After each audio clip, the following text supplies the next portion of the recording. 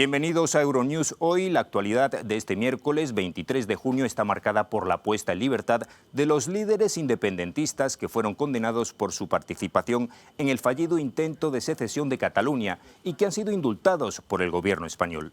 Se trata de una medida polémica y que levanta muchas ampollas en España, pero que el Ejecutivo de izquierdas considera necesaria para restaurar la convivencia. Lo que nadie puede reparar ya es el Brexit. Hoy se cumplen 5 años del referéndum en que los británicos dijeron goodbye a la Unión Europea. Tardaron 4 y medio en hacer las maletas y marcharse, pero todavía colean asuntos pendientes. Se acaba el tiempo para que los ciudadanos comunitarios residentes en el Reino Unido regularicen su situación.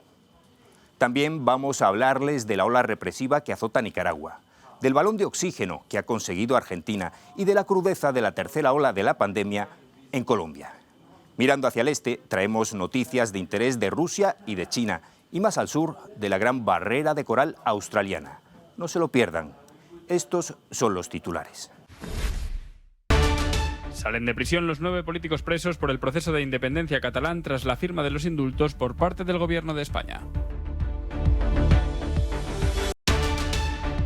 El Vaticano rechaza un proyecto de ley de Italia que castiga la discriminación contra el colectivo LGTBI.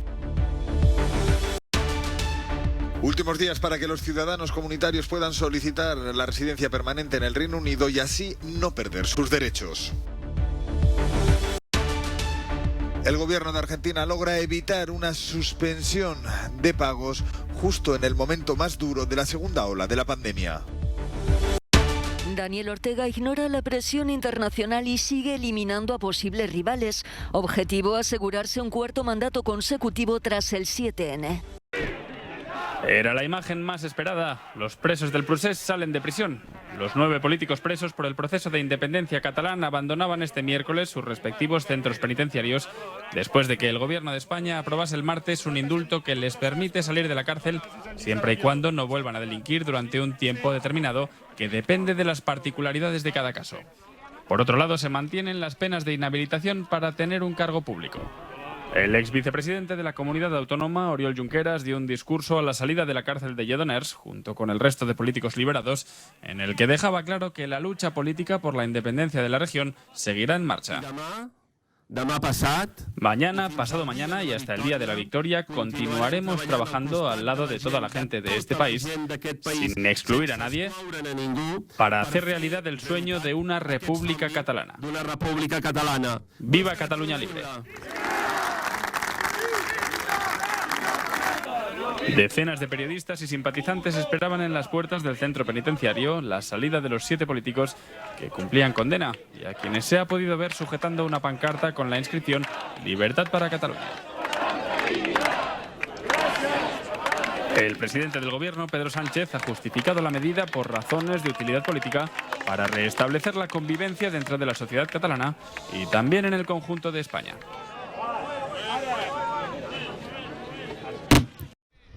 El Vaticano rechaza un proyecto de ley de Italia que avanza en la protección del colectivo LGTBI. Según la Santa Sede, se trata de un acto sin precedentes en las relaciones entre los dos estados. La llamada Ley Zan, que lleva el nombre del activista Alessandro Zan, ya ha sido aprobada por la Cámara Baja y ahora debe pasar por el Senado. El texto castiga la discriminación y la incitación a la violencia contra la comunidad LGTBI, además de contra las mujeres y las personas con discapacidad. Las penas contempladas llegan hasta los 4 años de prisión. El Vaticano afirma que el proyecto de ley atenta contra la libertad de pensamiento de la Iglesia Católica y critica, por ejemplo, que los colegios religiosos no puedan quedar exentos de celebrar el Día contra la Homofobia y la Transfobia previsto para el 17 de mayo. Según su doctrina actual, las relaciones homosexuales se consideran un comportamiento desviado. Cuenta atrás para los ciudadanos comunitarios que viven en el Reino Unido. Todos ellos tienen menos de una semana para solicitar la residencia permanente en el país o sufrir las consecuencias del Brexit. Los que no lo hagan se arriesgan a perder finalmente su derecho a vivir, trabajar y acceder a los servicios públicos del exmiembro de la Unión Europea. El gobierno británico ya está avisando de que se les entregará un aviso formal que les dará 28 días si no lo han solicitado antes del 30 de junio. El Ejecutivo sostiene además que está redoblando los esfuerzos para llegar a aquellos que no saben del cambio de normativa, incluidos los grupos vulnerables como los ancianos y los niños que reciben cuidados. El Ministerio del Interior ha visto como más de 5,5 millones de ciudadanos comunitarios han solicitado el llamado estatuto de residente y actualmente está luchando con el retraso de unas 400.000 solicitudes. Aquellos que esperan una decisión después de la fecha límite de la próxima semana recibirán una prueba de la petición con el fin de que puedan mantener sus derechos. Durante 5 años, el Brexit ha revoloteado sobre la ciudad de Londres, el centro histórico de la capital y el principal distrito comercial. ¿Cuál ha sido el impacto real que el Brexit ha tenido en la vida diaria de la gente? Cosas como los visados, donde antes no lo necesitábamos para Europa, ahora nos resulta molesto, pero no creo que cambie mucho de verdad. Sí, esperaba que los cambios fueran evidentes a estas alturas. Y no ha habido ninguno, realmente no. Podría haber problemas, muchos problemas. Para mí personalmente no hay problemas en absoluto, todo sigue igual.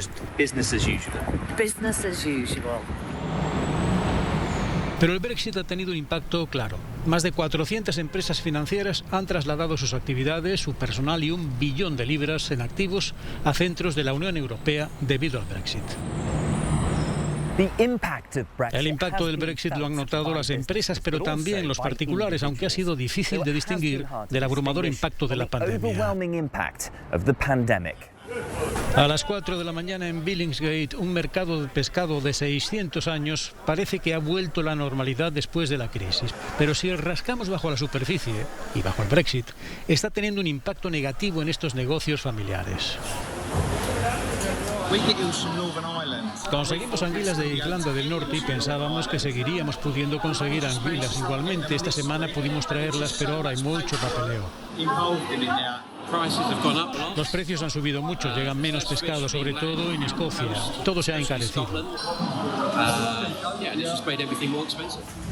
En esta floristería, a pesar de que sus flores vienen de Europa, votaron por el Brexit. Una decisión que mantienen a pesar de todo día a día. Puede que tengamos un retraso en algún producto o que nos digan que no pueden conseguirlo hasta el día siguiente, o puede que haya que esperar, pero casi siempre todo se entrega en 2 días. Todo depende para este preparador físico del oeste de Londres que votó por quedarse en la Unión Europea. El impacto ha sido mínimo. Lo único que se me ocurre es que quizás mis pedidos han llegado un poco más despacio, pero en términos de esta zona no he notado bajada ni impacto alguno en mi trabajo. La verdad es que hasta ahora no me ha afectado.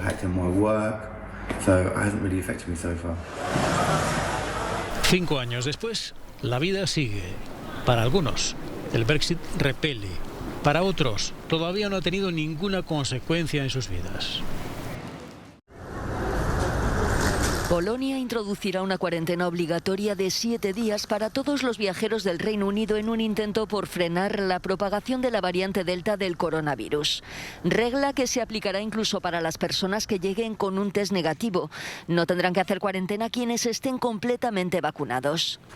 Mientras tanto, la OMS ha expresado su preocupación por la relajación de las restricciones en las ciudades anfitrionas de la Eurocopa de fútbol. Por ejemplo, el gobierno británico permitirá que más de 60.000 aficionados estén en Wembley, en Londres, para la final. Teniendo en cuenta el aumento de contagios impulsados por la variante Delta, son muchos quienes piden que se celebre en otro lugar. La canciller alemana Angela Merkel es también cautelosa. No creo que sea una buena idea tener estadios llenos allí y apoyó todos los esfuerzos del gobierno del Reino Unido para implementar las medidas de higiene necesarias. Es un área con variante del virus, lo que significa que los viajes estarán muy restringidos. Y hay quienes están ya de vacaciones. Muchos alemanes disfrutan de sol y playa en Mallorca. Los británicos, sin embargo, no viajan de momento a la isla española, ya que Londres les impone una cuarentena de 10 días a su regreso. Las autoridades mallorquinas no quieren dejar nada al azar y han reconvertido un hotel en un lugar de cuarentena para quienes den positivo durante su estancia en la isla.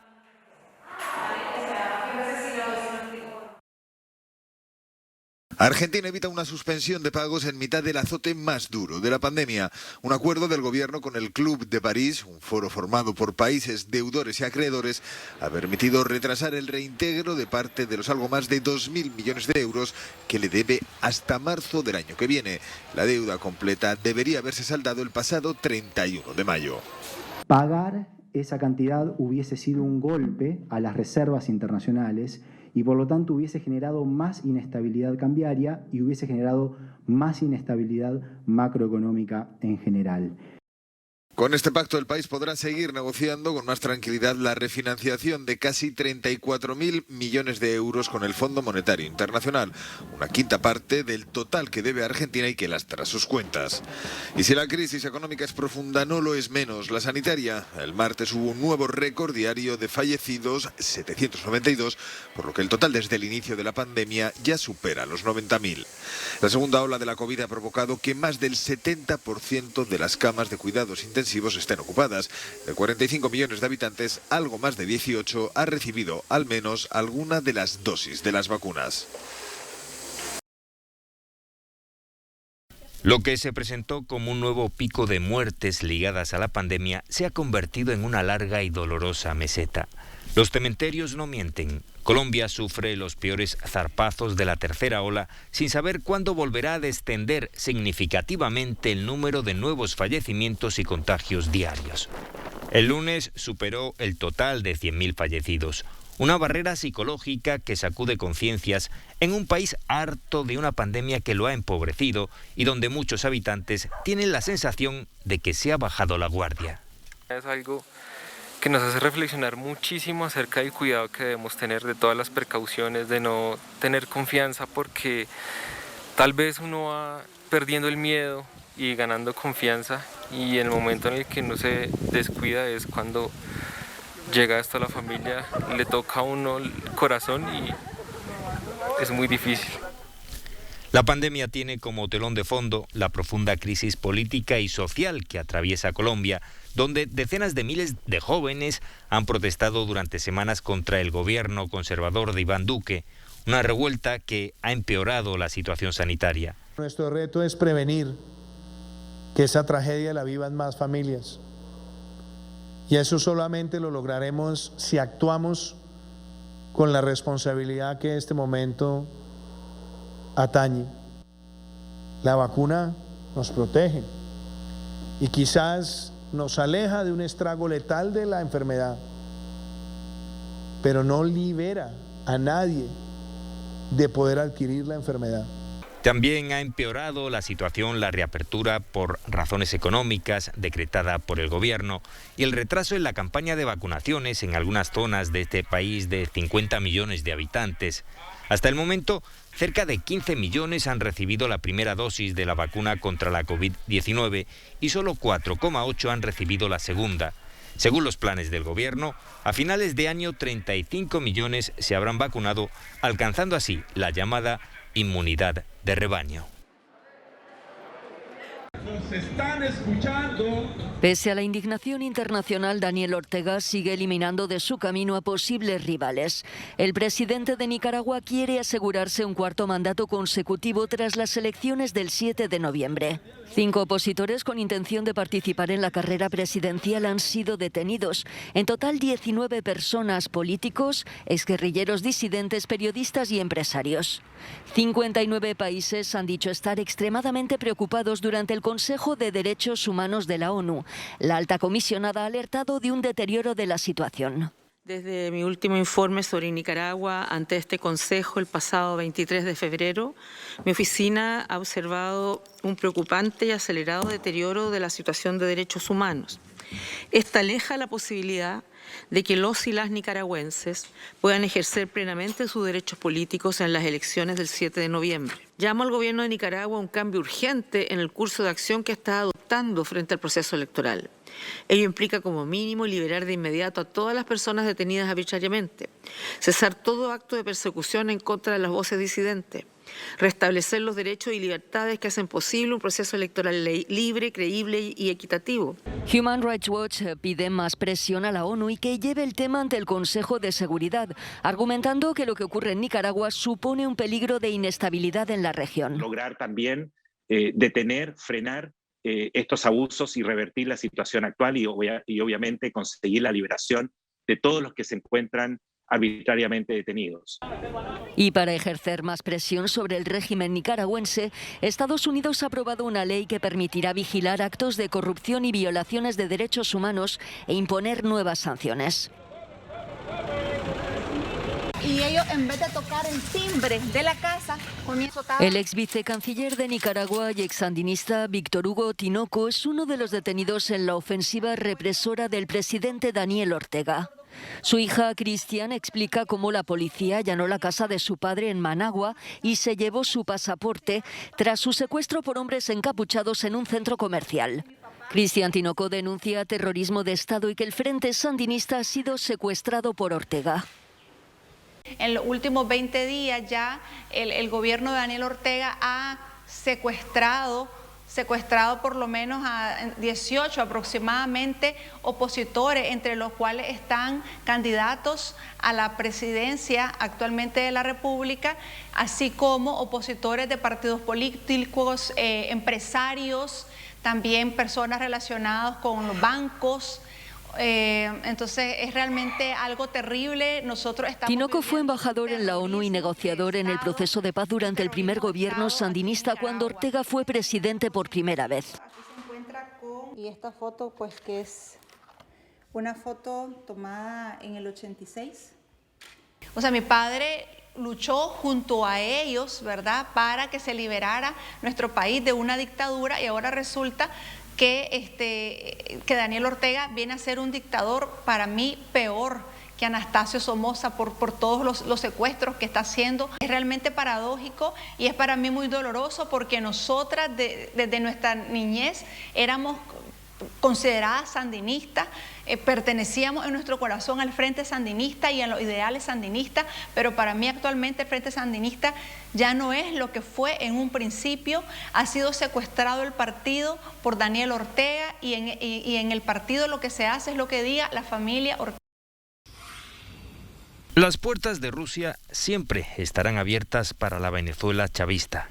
La visita del ministro venezolano de Exteriores, Jorge Arreaza, a Moscú ha servido para constatar el excelente estado de las relaciones entre ambos países, una amistad reforzada durante la pandemia gracias a la diplomacia de las vacunas.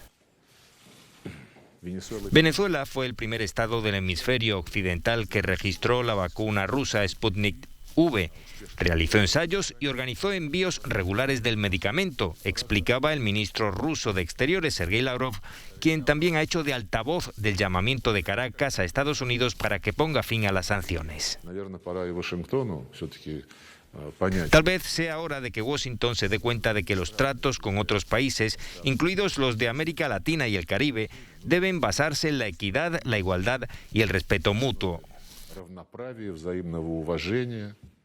La visita ha coincidido con el anuncio del jefe de la diplomacia europea, Josep Borrell, de que enviará una misión técnica a Venezuela de cara a una posible supervisión de las elecciones regionales y locales de noviembre.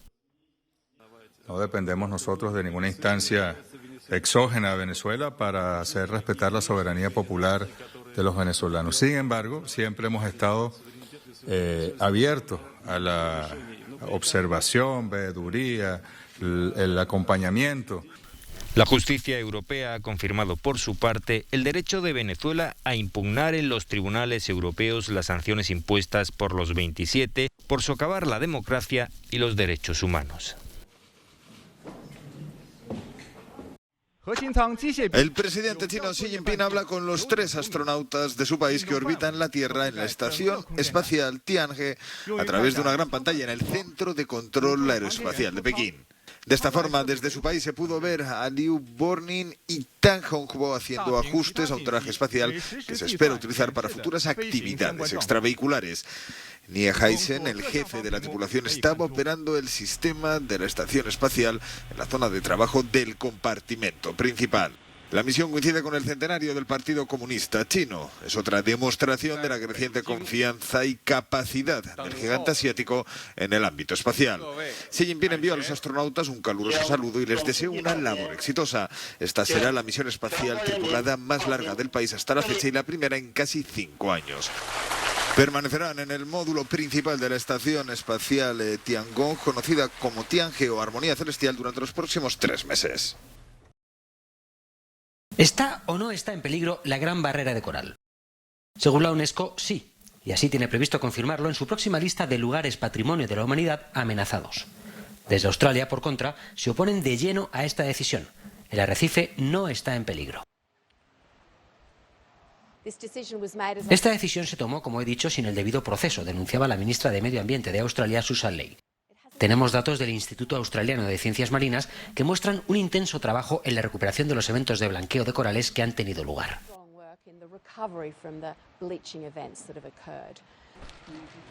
El pasado mes de diciembre, la Unión Internacional para la Conservación de la Naturaleza alertaba de cómo el cambio climático se había convertido en la mayor amenaza para los sitios naturales de la lista del Patrimonio Mundial, calificando el estado del famoso arrecife de crítico.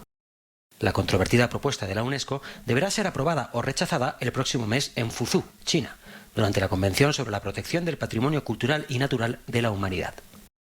Se trata de una decisión que puede afectar seriamente al prestigio y los intereses turísticos de Australia. Tras 40 años incluida en la emblemática lista, la Gran Barrera de Coral puede sufrir ahora un golpe definitivo. Hasta aquí hemos llegado, les dejamos con unas imágenes tan hermosas como escalofriantes de escalada extrema en Ávila, en el centro de España. Gracias por habernos acompañado y hasta mañana.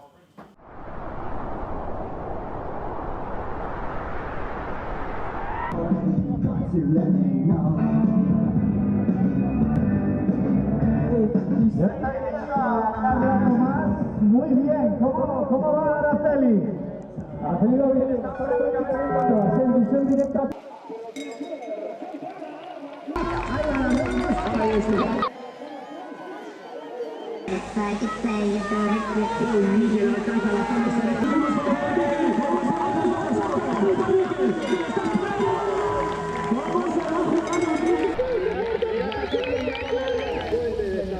Realmente espectacular.